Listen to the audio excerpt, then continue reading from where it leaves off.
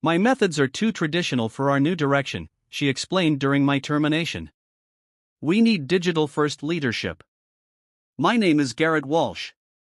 For 15 years, I ran the Midwest sales division of Oaklight Publishing in Indianapolis. I built that team from nothing, turning a struggling territory into the company's top revenue generator. I didn't use fancy software or algorithms, just relationships, handshakes, and knowing which publishers needed what. By last year, my division was bringing in 60% of the entire company's revenue.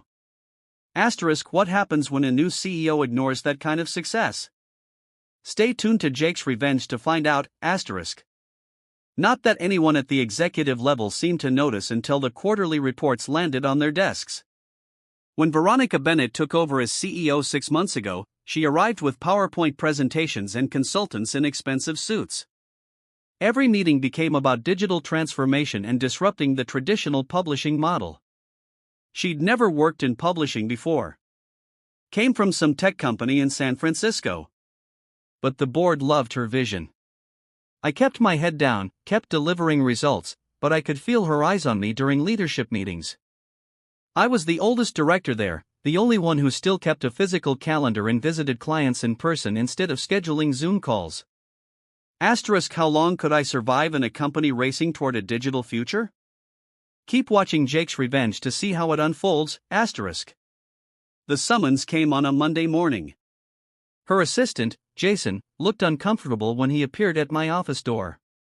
She'd like to see you at 2 in the executive boardroom. I thanked him and returned to my call with Franklin Press, our biggest client. We were finalizing a 5-year contract extension worth $12 million, the kind of deal that happened because I'd had dinner with Thomas Franklin every quarter for a decade. The boardroom had been redesigned since Veronica arrived. Glass walls, minimalist furniture, a massive digital display where the traditional conference table used to be. 3 people waited. Veronica, Jason, and someone from Human Resources I didn't recognize. I knew before she spoke. Garrett, thank you for everything you've done for Oaklight, she began, hands clasped on the table, but we've decided to move in a different direction with leadership. I listened quietly as she explained how my methods were outdated, how they needed someone more aligned with their digital-first approach, someone younger, though she carefully avoided saying that part out loud. I thanked her for the opportunity, shook her hand, and walked out without arguing. 15 years ended in a 15-minute meeting.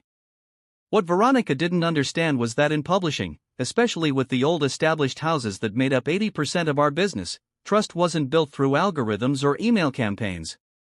I cleared out my desk while the rest of the team was at lunch.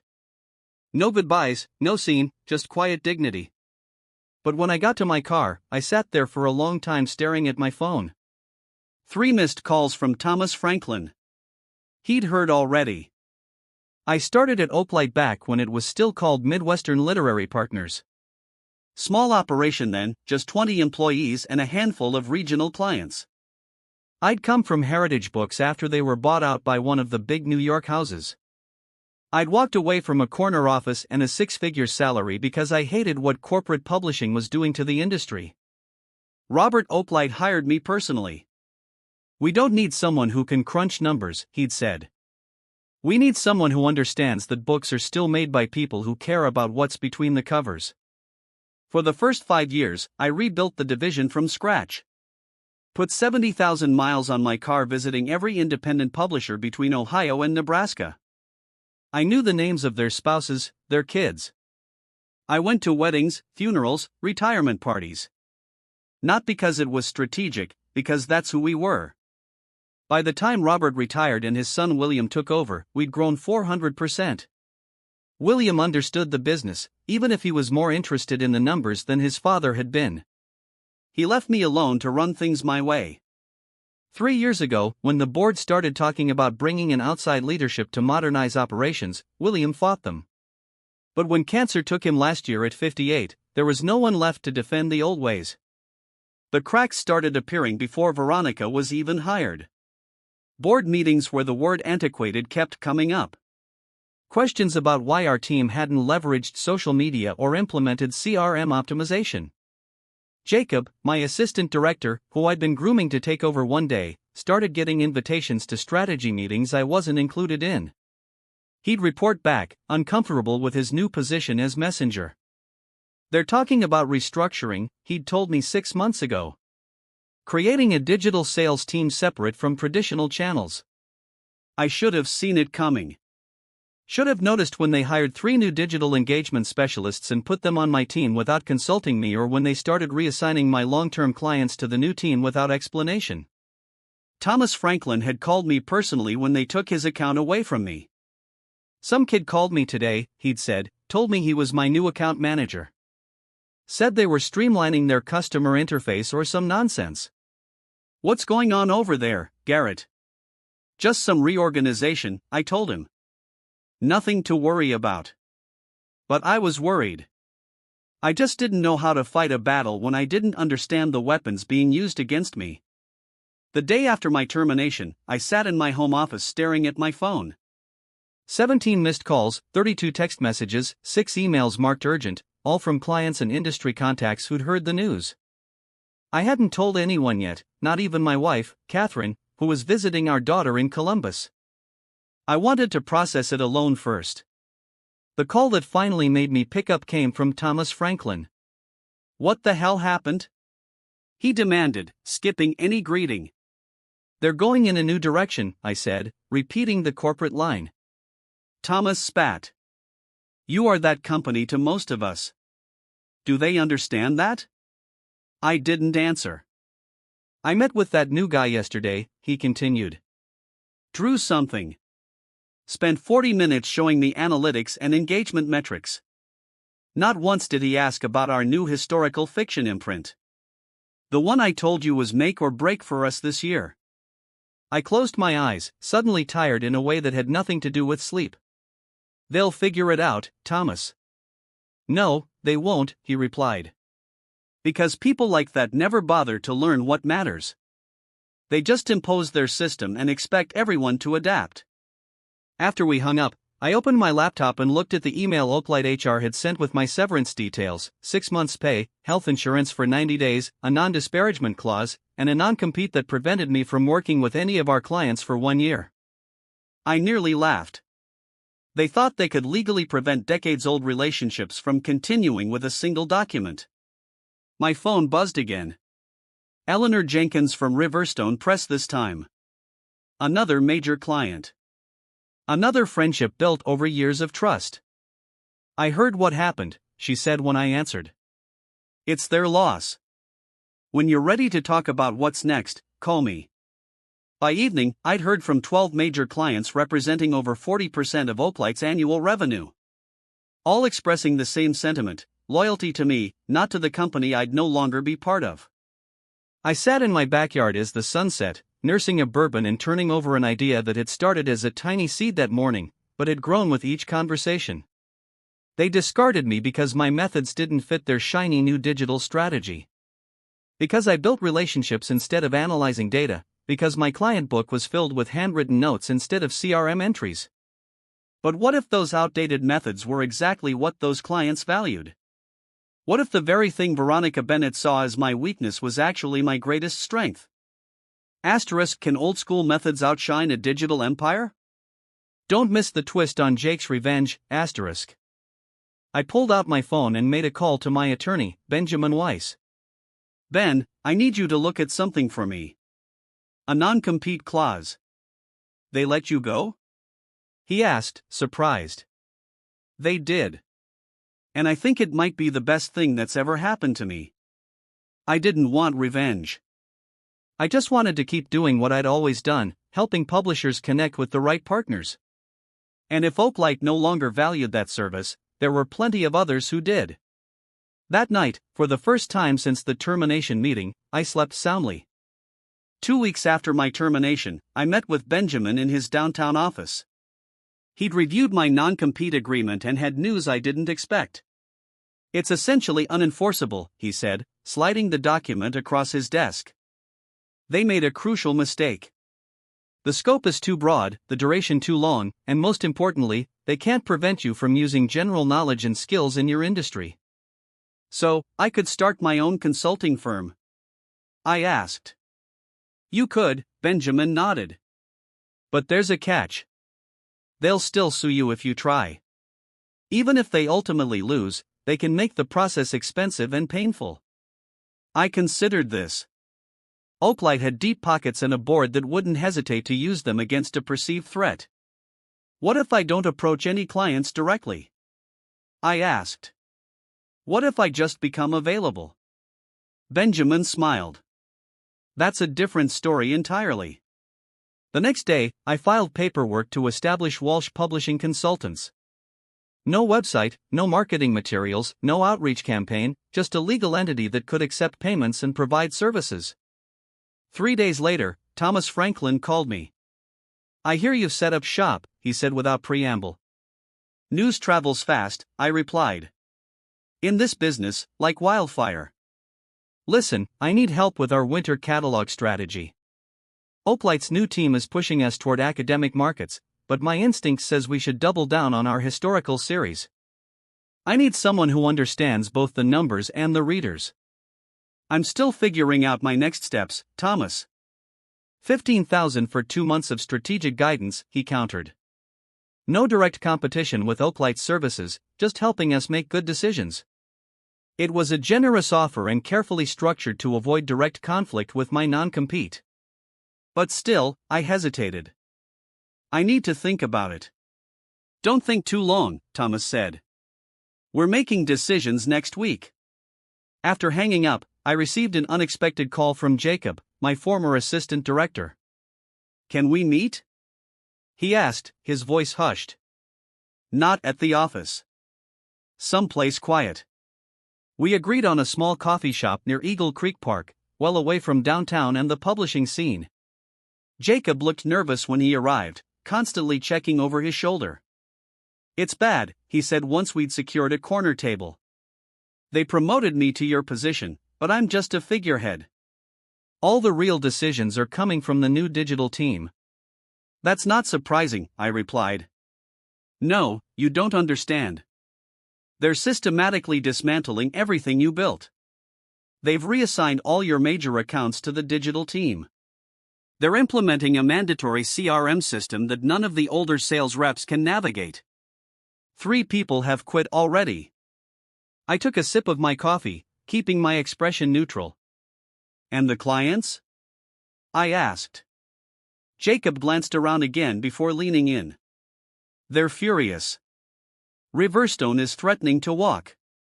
Thomas Franklin hasn't returned calls in a week. The quarterly projections are catastrophic. And Veronica's blaming the transition, saying it's expected turbulence. He hesitated. But there's more. They're watching you. Legal had a meeting about your non-compete yesterday. They're concerned you might poach clients. Now I understood his paranoia. He was risking his new position to warn me. Thanks for telling me this, Jacob. He nodded, then slid an envelope across the table. Client contact list updated with personal emails and cell numbers. He stood to leave. I didn't give you this and we never met today. After he left, I sat for a long time, turning the envelope over in my hands. Using this information would be exactly what Oaklight feared and expected. It would justify legal action against me, possibly even against Jacob. They'd set a trap anticipating my next move, which meant I needed to make a different one entirely. I left the envelope on the table, untouched, when I walked out. Asterisk, what's my next move? Stick with Jake's revenge to see how I outsmarted them, asterisk. A month passed. I hadn't contacted any Oaklight clients despite daily calls from publishers asking for help. I deflected politely, citing professional considerations. The non-compete might be flawed, but I wasn't ready to test its limits. Instead, I focused on industry contacts outside Oaklight's client list, small independent publishers, university presses, literary agents looking for guidance, work that wouldn't trigger legal issues, but would keep me engaged in the field I loved. Then came the invitation I hadn't expected. Harold Blackwood, chairman of Oaklight's board, asked to meet privately, not at the office, at his club downtown. I accepted out of curiosity more than anything else. The Indianapolis Gentlemen's Association was all dark wood and whispered conversations. Harold, 70 and silver-haired, waited in a private room with 2 tumblers of scotch already poured. "Thank you for coming, Garrett," he said, gesturing to the chair opposite his. "I imagine you're wondering why I wanted to meet." The thought crossed my mind. He pushed one of the glasses toward me. "Things at Oaklight aren't going as expected." I took a small sip, saying nothing. "Revenue is down 38% this quarter," Harold continued. "Client retention has fallen to its lowest point in company history. The digital initiative that was supposed to transform our business model has instead alienated our core client base." "That's unfortunate," I replied neutrally. Harold studied me. "You don't seem surprised. Publishing is a relationship business. Always has been. So, I'm learning." He leaned forward. "The board is concerned about Veronica's leadership. Her strategies may have worked in tech, but publishing operates differently." "Why are you telling me this?" "Because we'd like you to come back as Chief Revenue Officer, above Veronica in the hierarchy." I stared at him, processing the offer. "What about my replacement?" "Jacob's a good man, but he doesn't have your client relationships or industry knowledge." "And Veronica, she'd accept this arrangement?" Harold's expression hardened. "She would have no choice." The pieces suddenly fit together. "This isn't about this quarter's revenue, is it? This has been building for longer." Harold sighed, the facade cracking. "Veronica was William's hire, his last major decision before his illness became unmanageable. The board had reservations, but we deferred to him out of respect. After he passed, we gave her the opportunity to prove herself. She hasn't, and my termination was not approved by the board. We were informed after the fact, as were several other significant organizational changes." I sat back, understanding the full picture. Now, Veronica had been clearing out Williams' people, replacing them with her own. My dismissal wasn't about digital transformation. It was about removing anyone loyal to the previous leadership. "The offer is generous," Harold continued. "Double your previous salary, full control of sales and client relationships, and the board's full backing to rebuild your team." It was everything I should have wanted. Vindication, power, security. "I need time to consider," I said. "Of course, but don't take too long. The situation is deteriorating rapidly." On the drive home, I turned the conversation over in my mind. The board hadn't just realized they'd made a mistake with my termination. They'd known it was wrong from the beginning, but had lacked the courage to stop it. Now that it was affecting their bottom line, suddenly they wanted me back. And there was something else, something Harold hadn't said explicitly, but I'd understood anyway. They wanted me to be the hatchet man, to come back and dismantle everything Veronica had built and eventually Veronica herself. They didn't want me for my relationship skills. They wanted me for my client list and the loyalty that came with it. The realization didn't make me angry. It made me certain about what I needed to do next. I declined Harold's offer the next morning with a brief polite email. His response came within minutes, an offer to increase the compensation package further. I didn't reply. Instead, I made 3 phone calls. The first was to Thomas Franklin. "I'm ready to discuss that consulting arrangement," I told him. "But I'd like to suggest a different approach." "I'm listening," he said. "I won't consult exclusively for Franklin Press. Instead, I'm forming a collective, a consortium of independent publishers who share resources, distribution channels, and market intelligence. No long-term contracts, no corporate bureaucracy, just publishers helping publishers with me facilitating the connections." There was silence on the line. "Then, how many others have you approached?" "None yet." "You're the first call." "Because I was your biggest client?" "Because I trust your judgment," I corrected. "If you think it's a viable model, I'll move forward. If not, I'll stick to traditional consulting." Thomas didn't hesitate. "I'm in, and I know at least 5 others who would be, too." My second call was to Eleanor Jenkins at Riverstone Press. As I expected, she not only embraced the consortium idea, but suggested refinements to the structure, including a shared digital platform that would give the smaller publishers the reach of a larger organization without sacrificing their independence. The third call was to Benjamin, my attorney, to ensure the plan wouldn't violate my non-compete agreement. "You're not working for their clients," he confirmed after hearing the details. "You're creating an entirely new entity that their clients choose to join. It's a subtle distinction, but a legally meaningful one." Within 2 weeks, Walsh Publishing Consortium had 7 founding members, all former Oaklight clients who had either already left or were planning to when their contracts expired. Each contributed to an operational fund that would cover my salary and the basic infrastructure needed. The key to the plan wasn't just building a competing organization. It was creating something Oaklight couldn't easily replicate. A cooperative structure where publishers maintained their independence while gaining the benefits of collective resources.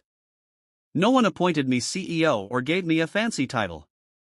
I was simply the facilitator, the connector who understood what each member needed and who could provide it. We rented a modest office space in Broad Ripple, away from the downtown business district where Oaklight and other corporate publishers clustered. I hired 2 staff members, a recent college graduate to handle communications and social media, and a veteran publishing operations manager who had recently retired, but wasn't ready to stop working entirely. Word spread quickly through the close-knit publishing community. By the end of the first month, 3 more publishers had joined the consortium. By the end of the second, we had to expand to larger offices. I was careful never to directly solicit Oaklight's clients. I didn't need to.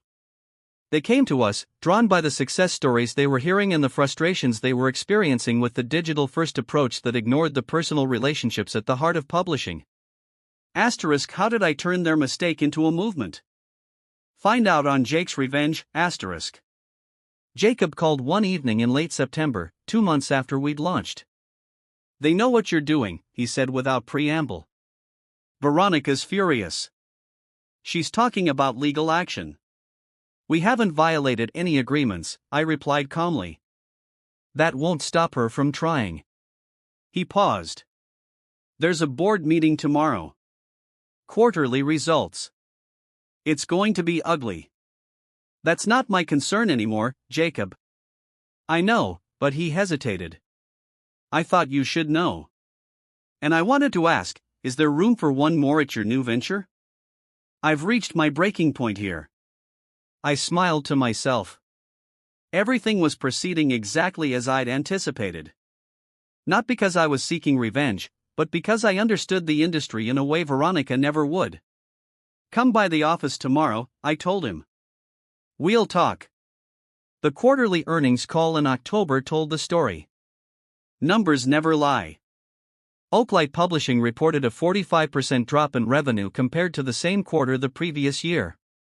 Their stock dropped 17% in a single day. I didn't listen to the call myself.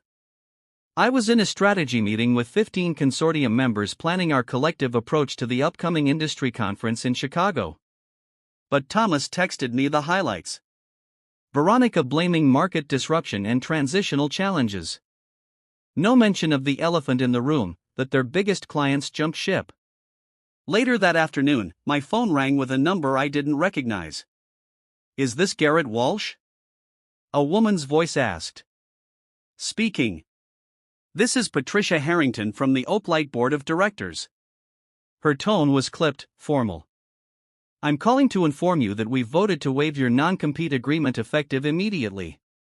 We've also authorized our legal team to prepare a cease and desist regarding what we consider to be interference with our client relationships." I waited, letting the silence stretch. "Do you have any response, Mr. Walsh?" "Just one question," I said finally. "Have you spoken with your clients directly? Not through account managers or satisfaction surveys. Actually sat down with Thomas Franklin or Eleanor Jenkins and asked why they left?" "That's not relevant to it's the only thing that's relevant," I interrupted. "They didn't leave because I started something new. They left because Oaklight stopped valuing what mattered to them." "The board meeting is still in session," she said after a moment. "Perhaps you'd care to join us and explain your perspective directly." I appreciate the invitation, but I'm in the middle of my own meeting with 15 publishers who've chosen a different path." She was silent for so long I thought the call had dropped. "I see," she said finally and hung up. The cease and desist never arrived. 3 days later, the business section of the Indianapolis Star ran the headline, "Oaklight CEO steps down amid financial turbulence." 6 months after starting the Walsh Publishing Consortium, we moved into permanent offices in a renovated warehouse in Fountain Square. 23 member publishers now, with a waiting list of others wanting to join. We'd expanded beyond Indiana to include small and mid-sized publishers throughout the Midwest. The industry had taken notice. We'd been featured in Publishers Weekly and the New York Times business section. "The relationship revolution in publishing," one headline called it. I hadn't set out to create a movement, just to preserve what I knew worked. But sometimes the old ways become revolutionary again when people remember why they mattered in the first place. Harold Blackwood called on a Tuesday morning. Oaklight had a new CEO now, promoted from within, someone who'd been with the company for decades. "We'd like to discuss the possibility of Oaklight joining your consortium," he said. No preamble. I smiled to myself. "That's not how it works, Harold. We're not acquiring members of your size." "Perhaps a partnership arrangement, then?"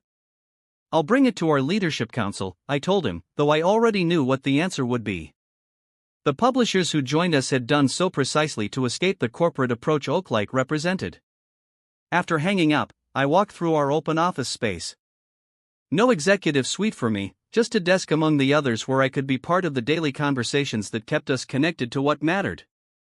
Jacob looked up from his workstation. "Everything okay?" "Just fine," I nodded. "Oaklight wants to join the consortium." He laughed. Talk about coming full circle. Later that afternoon, I drove to Eagle Creek Park and sat by the water, the same spot where I used to come and think when problems at Oaklight seemed overwhelming. But today, there were no problems to solve. Just a quiet satisfaction in knowing that what I'd built would last.